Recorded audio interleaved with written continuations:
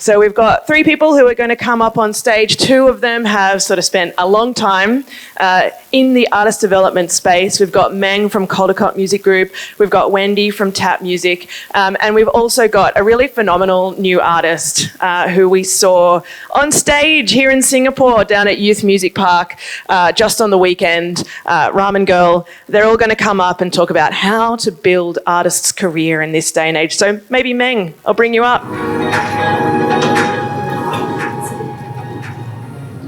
These lights are very bright. It is bright.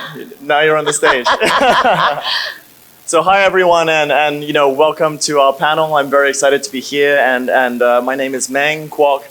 I'm the CEO of Caldecott Music Group. We operate different companies across the music space, from creation to consumption, like BandLab to NME. But I'm super excited to have with me 2 incredible guests. We've got Wendy, who is the global co-president of Tap Music, which has gone as far as the incredible careers of Dua Lipa to Lana Del Rey, and also from here in Singapore, visiting home and enjoying all the incredible culinary delights of Singapore.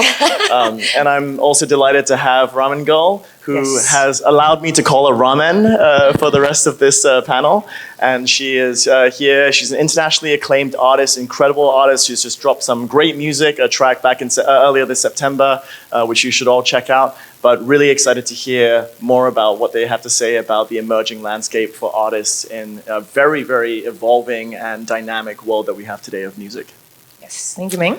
So, with such a wealth of experience, and also for everyone, I'm very grateful that I'm on this side of the table today, so please bear with me as I try and be a decent moderator to showcase the talents of the people in front, but would be happy to jump in.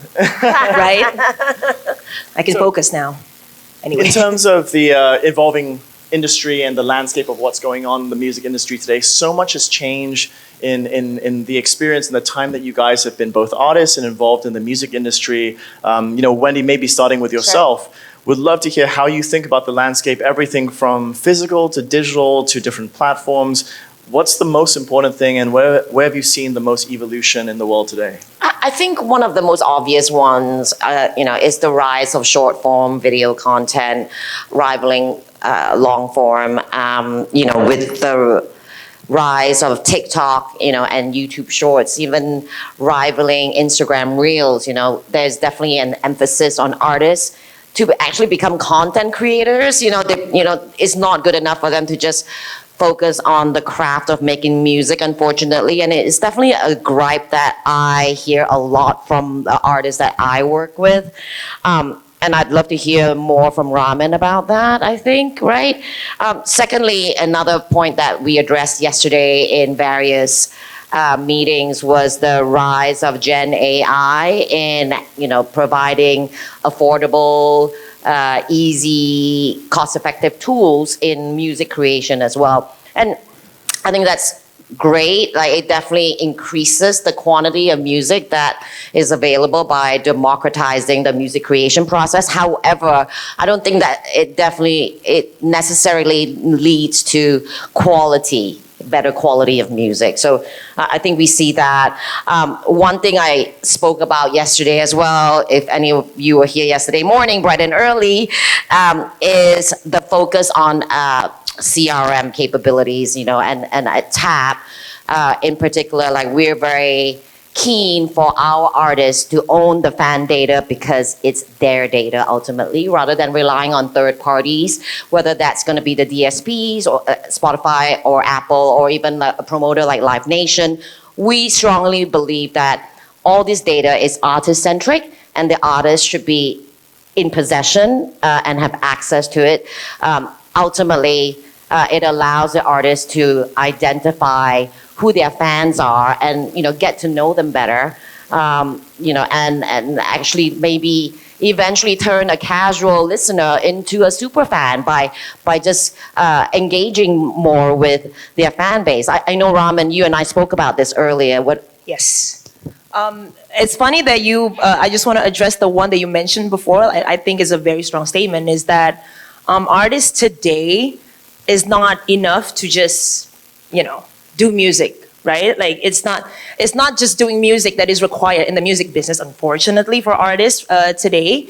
But I don't think that should be welcomed in such a negative way. I think it is actually how do you say? It is actually a new age for artists because in this day and age, any artists like that don't even have maybe the connection or maybe relationship with like music industry people, they can go viral in just overnight. Right. But I think what needs to be addressed is artists these days, we always trying to make this content, make this POV content and whatnot because we want to go viral. But I think becoming viral is just one aspect of it, because once you become viral, okay, what happens? Maybe you get a record deal, you get a lot of new fans, you increase your followings on social media.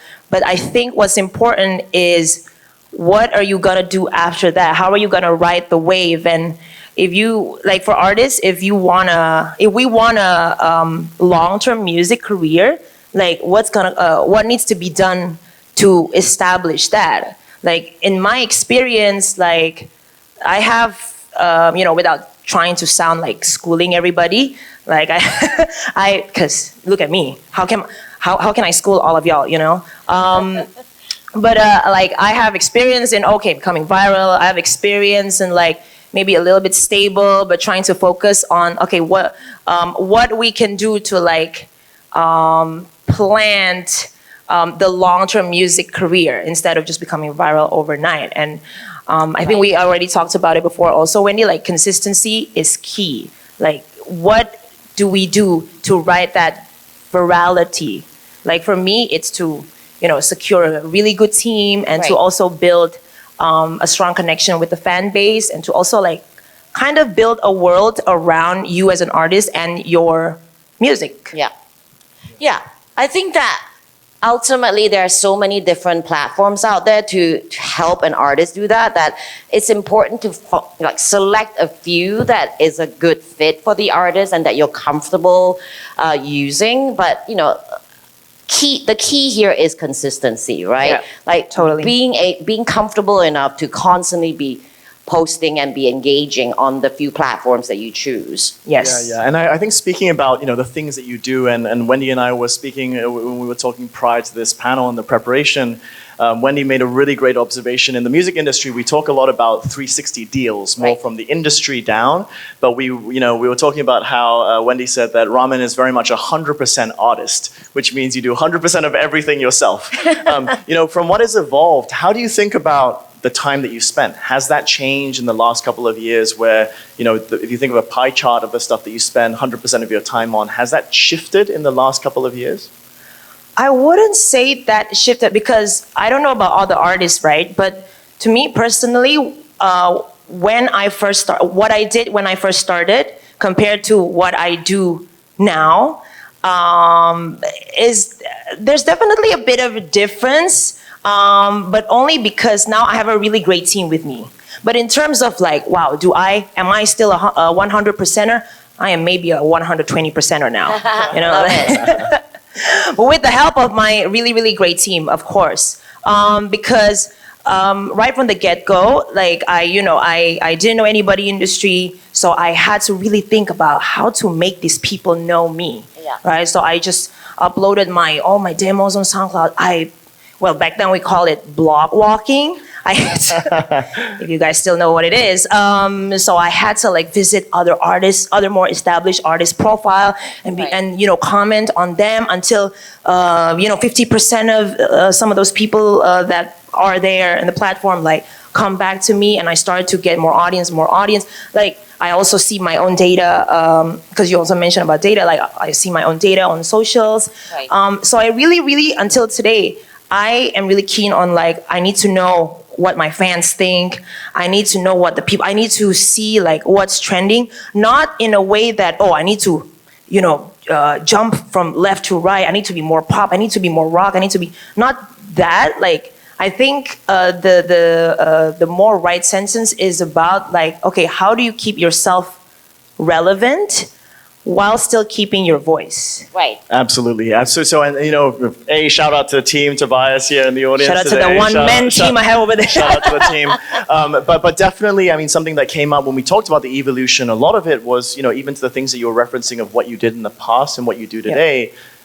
Things have changed, but actually not a lot has changed, right? And so, Wendy, from your experience, you've again managed incredible artists through their careers. What kind of innovative things and strategies do you think, again, whether old or new, have you done that you feel have really made an impact on your artists' careers? Well, I think a fun story I can share is a couple of months ago, Lana decided she wanted to do a one-off stadium tour. So imagine how challenging that is when we were hoping for a full-on stadium tour. But it was a dream of hers to play Fenway Park in Boston. So in the lead up to that, we have ownership of all her fan data. So what we did was, before the tickets even went on public sale, we messaged all her fans directly and gave them exclusive access to purchase tickets ahead of the public on sale, like I said. And I would add that over the course of the year, since we pulled back the data from various entities, whether it's the labels or Live Nation, like I mentioned, we increased the database 8 times in just a matter of months, because it is magical what happens when the artist feels ownership and engaged and is talking to their fans directly. So the tickets pretty much almost sold out before it even went on sale publicly, and it was a very, very positive fan experience. They were so happy. We didn't get any criticisms online, which I think more and more these days we see the backlash, right? When fans can't get their hands on tickets or they're too expensive or whatnot.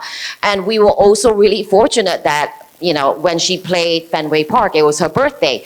So we also, asked the fans to create special birthday messages that they could send to Lana via our CRM platform. We use a startup called OpenStage. And that just kind of opened the floodgates. So all her fans started being super creative, like making very special video messages for Lana, singing, just whatever they could think of. And in return, we told them like Lana was gonna select a couple and would be reposting these messages on her socials, which she did. We also gave them exclusive access to very limited edition merch, which we created just for that one-off show at Fenway Park. And that also sold out immediately. So it was a win-win for everybody involved, I think. And it was a really fun exercise for all of us. That's amazing, and I was saying, what an incredible event. I'm personally a huge Lana Del Rey fan, and that was an amazing event to see from the fans' perspective. Yeah. And Ramen, from how you think about as an artist, the innovative strategies that you've used to engage, I think whether it's your fans or whether it's your community, one of the things I love about what you've really been doing is collaborating with so many different artists from around the region, but also around the world. One personal friend, shout out to Pyra, who you collaborated with a couple of years back. It feels like that's a big part of how you engage and you're innovative in the way you collaborate. Can you tell me more about that? Well, and we're talking like innovative strategies. For me, that's not like super, that's not like rocket science. But I think for a lot of other people or maybe other artists, especially in Indonesia, like that might come off as a bit unique. So in Indonesia, just a really, really quick brief about Indonesia. It's quite a conservative society where over there, hip hop is more considered as a niche genre. So there's way back then, there's really no real market for that. So instead of, me crying in the corner, boohoo, I didn't have any audience and whatnot. I was thinking like, what can I do with this, So what I did back then is, of course, other than the SoundCloud thing and whatever, once I became, a little bit more quite established, I had listeners, I had fans, I started to think, okay, let's not just focus on Indonesia, but also focus on, try to target other markets, try to, try to tap into like, potential fans outside Indonesia. So some of the few things that we've done is, for example, like you said, collaborating with artists that have a fan base outside Indonesia. For example, you already mentioned, it's Pyra, a brilliant artist from Thailand. I also collaborated with PH1 from Korea. Recently also J Park with the McNasty remix, also with a lot of these other female rappers in Asia, like Jessie, A-Witch also. I also had a song with A-Witch. Recently I had a song also with Claudia, who recently got viral also from a lot of her very pop songs, produced by Taka Perry, who also made the beat for the viral Cat's Eyes Touch. But other than that, other than collaboration, is to trying to think of other ways to establish or introduce you as an artist and your branding to other markets outside Indonesia. For example, apparently there are a lot of my fans in China, which a few years ago I did not know about that, but apparently I saw the data. There's a couple of platforms there, right? Like NetEase. They're already. I didn't do anything. There's already a few thousand followers over there. So I saw that data because we're talking about data. Also, I saw that data and I was like, okay, what more can we do from this? So I started to be more active in their what is that? TikTok, Douyin. Yeah, started to be more active in Douyin. We also did a tour in China also, did a collaboration with the media there. One also got super viral. I forgot what that is called, Fly FM or something. But other than that is to, like I said before, create a world around your music, because in the music industry, it's not just about music, make music and rely on labels for your success. Is to build the things around your music and your branding itself. So for me, I also have starting to build a creative platform called Going Noodles, where we build parties, and we make parties. We build communities. There's where I interact with most of my fans. So yeah, basically just like what you said before, is to create that deep connection with the fans, turn the just casual fans to super fans. Yeah, absolutely. And I think, mentioning Douyin and some of the new short form video platforms, and obviously a lot of them, YouTube to TikTok to Instagram, are now establishing both their short form video capabilities, but also adding new ways to engage with fans. As you think about these platforms, these digital platforms specifically, Wendy, how have you thought about, what's the best way for artists to leverage these platforms, or even as we talked about a little bit, and both of you have mentioned data. How do you think about data and leveraging the communities and features of these platforms in what's important to an artist today?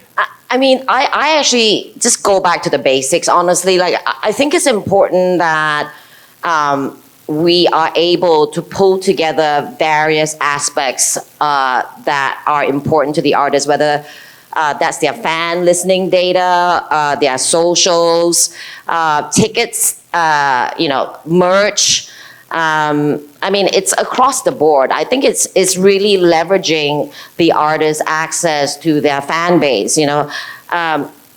Another thing that's, I think, on the rise really is the increasing amount of two-way conversations between artists. They want to be able to talk directly to the artist, but they also want to have a community that they can bond with each other and really foster that deep engagement and really send them down further the fan funnel, right? I think, and that really builds a sense of togetherness, and in doing so, they become your ambassador, and they start wanting to spread the gospel, if you will, online. And it's kind of old school in a way. Like, these are just new ways of engaging with your fans. Like, it's been tried and tested over the years, but now it's just all digital. Like, it is a street team. It's the old school street team that we are using once again, but it's just online.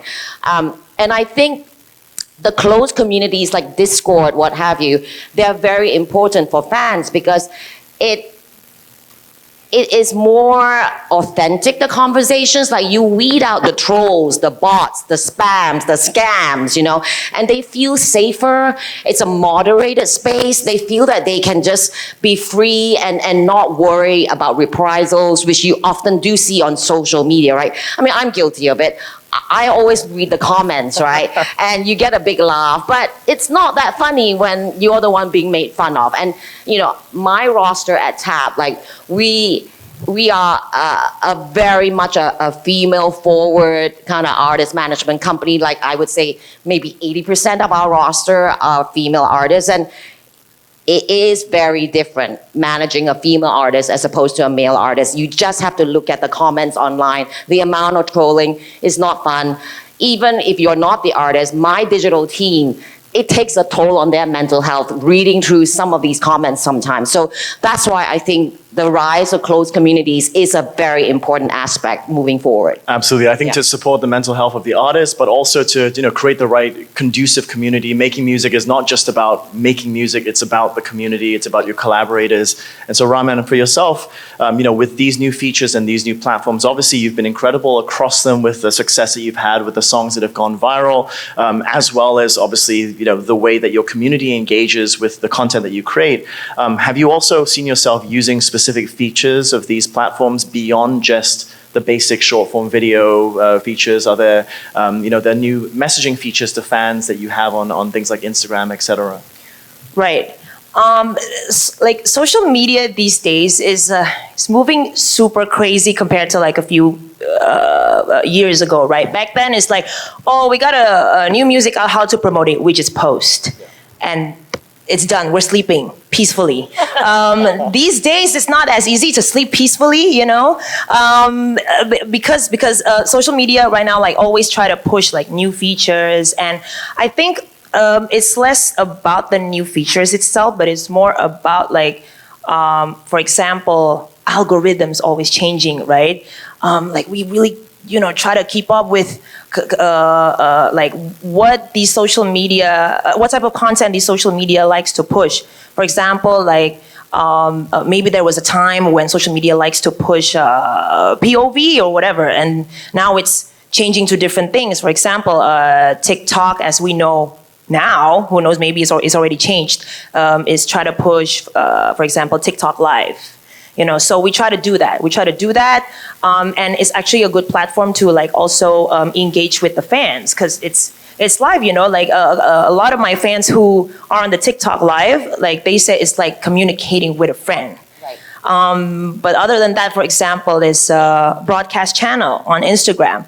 It's actually a great way to, some people maybe prefer like WhatsApp broadcast group, but to me, like Instagram broadcast channel is already enough. Like it's a platform for me to for example, ask the fans like, what do you think of this new song? Or maybe like not just be on the surface. Maybe let's go deeper, as in, okay, this song is about break up with your ex and move on from that. Like, okay, share me a very weird story about your ex who wants to get back with you. And this can be any ex, ex-boyfriend, ex-teacher, ex-friend, ex-whatever. Like, and these stories are all so funny to me. Like, and I respond to that. I react to that on TikTok Live. So it's like a cross-platform, cross-collaboration, or whatever you want to call it, where it's not just me trying to connect with the fans, but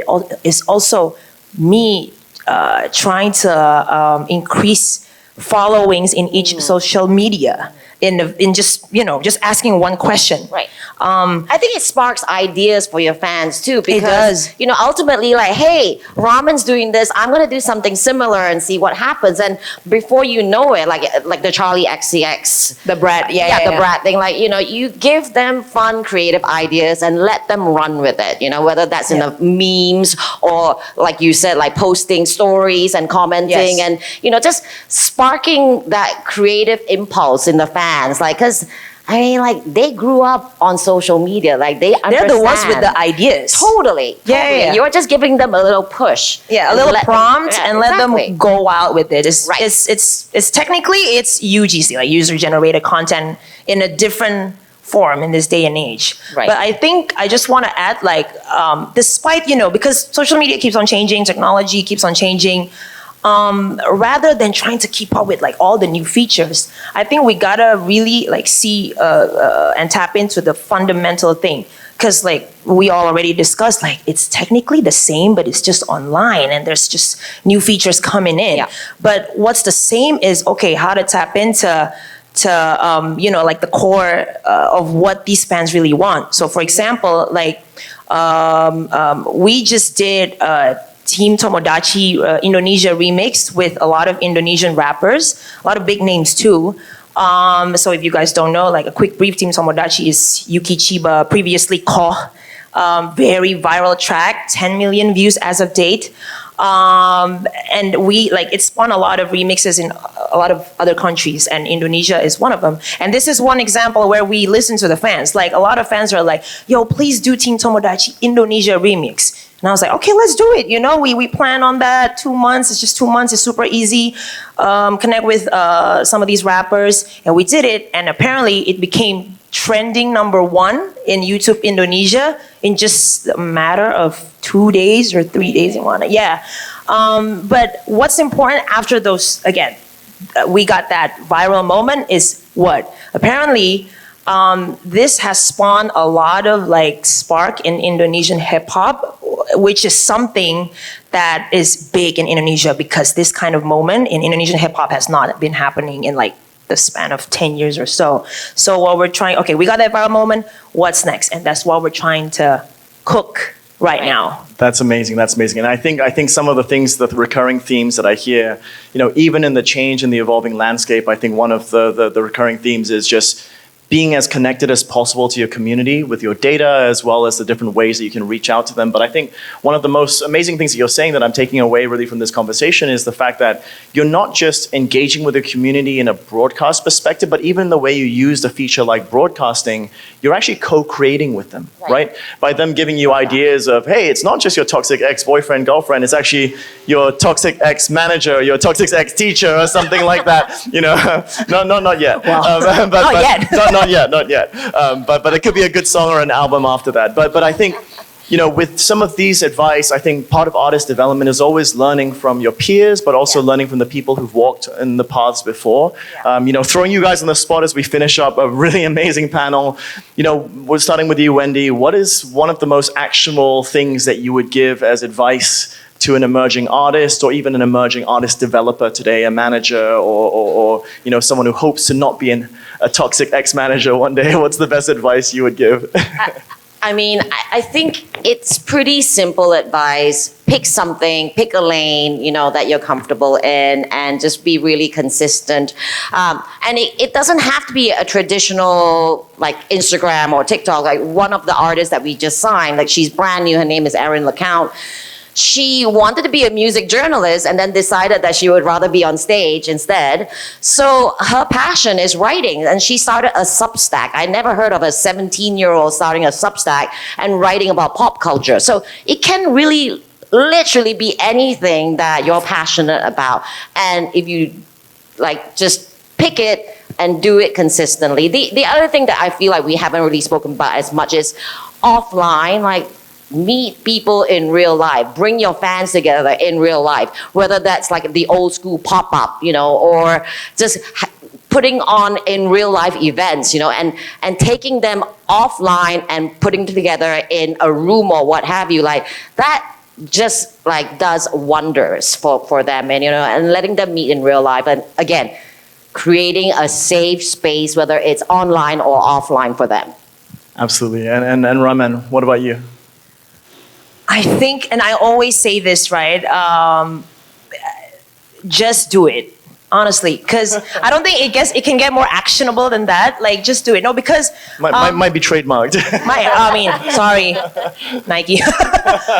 No, but the reason why I said that, and it's so simple, right? It's just 3 words. Is a lot of artists, especially these days, they always oh, the trend is this, I need to jump in on this trend, but I need all these photographers, I need all these videographers, I need to think of a perfect template. They need to make it perfect, but by the time they already got it perfectly, the trend already changed. The algorithm already changed. People move on. The trend move on. Social media, this is whatever, is already moved on. Like it's already on a different path, and now you're just about to start.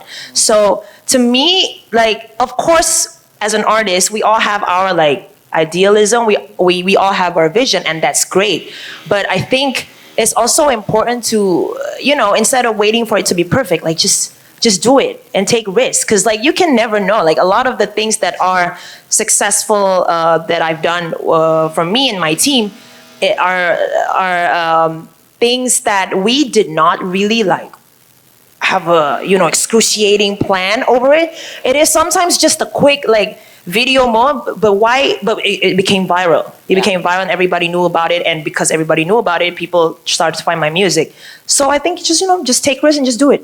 I think I joke that it's a trademark, but there's a reason it's a trademark. It's a billion-dollar, multi-billion-dollar idea that works for incredible companies and people and athletes all around the world and musicians. Just do it. I think that's a perfect way to give the best advice and close off what was an incredible panel.